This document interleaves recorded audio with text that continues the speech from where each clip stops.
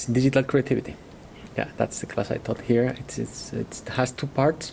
One is a 1 hour weekly lecture, which every student attend, and then we do separate seminars here, workshops weekly, in groups of 40 students, more or less. I think that the context, it's very important because the course was designed from the very beginning as an active learning class in which students do everything from a creativity bootcamp to networking to developing a business plan to doing design thinking.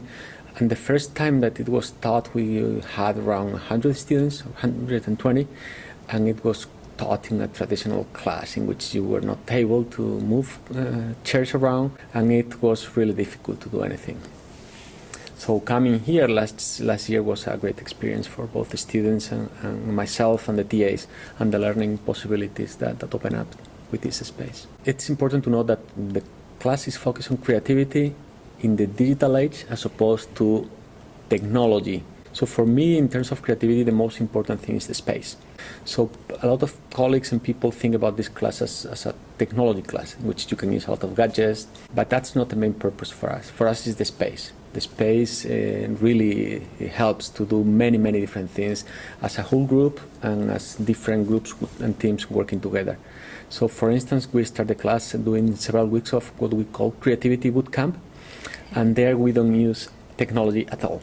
The first thing the students do is to drop their bags and telephones and everything, and they're organizing these pods, but immediately they start doing activities all around the class, using the space, walking around, meditating, interacting, building towers of paper and doing contests like who is able to build the tallest tower, things that enhance their creativity and their team working abilities, and that's very important to build up and the rest of the class.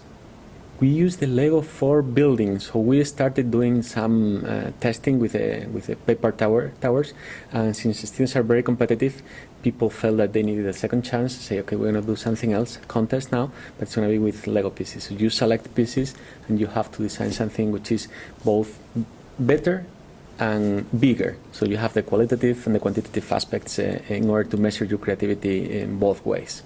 So they have to communicate, they have to collaborate, they have to design, they have to plan, and they have to implement very fast and very well, because one of the things that we measure is who is able to do in the same amount of time the tallest tower.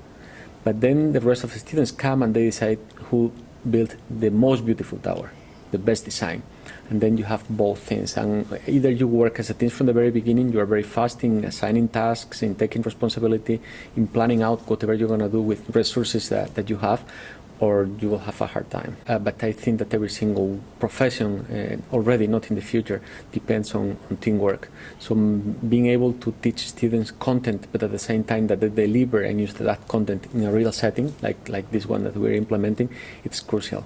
The other important thing is that in terms of productivity and progress, when you work with other people, especially if it's interdisciplinary work with people with different qualities and abilities, the progress that you do is much faster.